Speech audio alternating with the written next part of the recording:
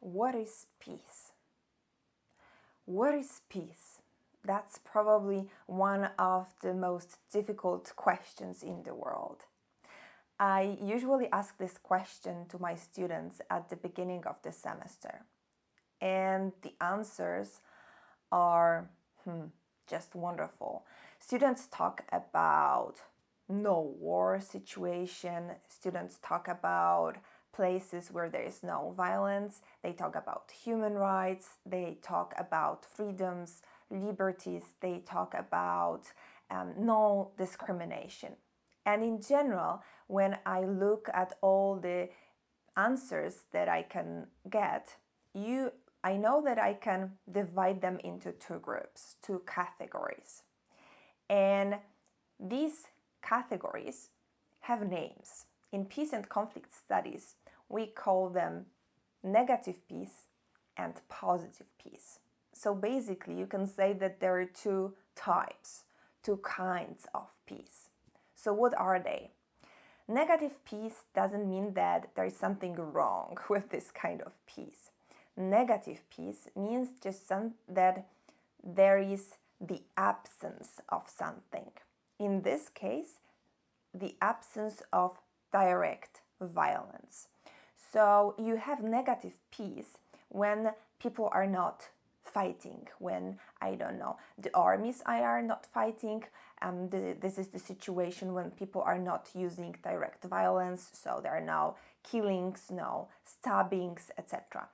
So for many people, this is peace, especially when in the past you had war, people fighting, many people dying in this conflict. When there is no fighting, this is peace. In peace and conflict studies, this is called negative peace, so the absence of direct violence. But this is just one part of it, and there is the other side to this coin. And the other side is positive peace. Positive peace, positive because we are adding something to the situation. So we are adding, for example, the ability to go to school, the ability to go to the hospital and get medical help. We have human rights here. We have freedoms and liberties. We have no discrimination, so equal opportunities. And only when we have both, we can, make our dreams come true, right? So we can grow, we can develop ourselves, but also society. And why both parts are necessary and why positive peace is something that we should always think about. If you think about any international conflict, Syria, Afghanistan, Ukraine, you may say that if people just stop fighting, this is wonderful. This is a very hard work to get to this point where people are not fighting anymore.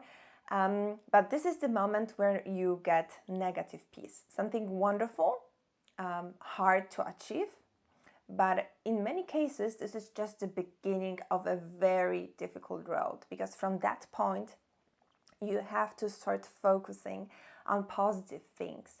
So on rebuilding hospitals and schools, rebuilding trust among people.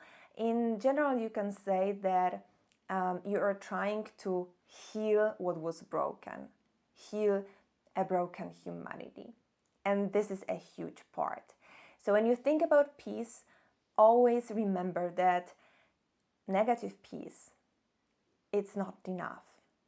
If you want to be able to build something positive, you have to have both negative peace and positive peace. And what is amazing, many people, including my students, they know it, even if they don't know, theories and concepts, because you can just sense that if people are not fighting, it's wonderful, but it's not enough.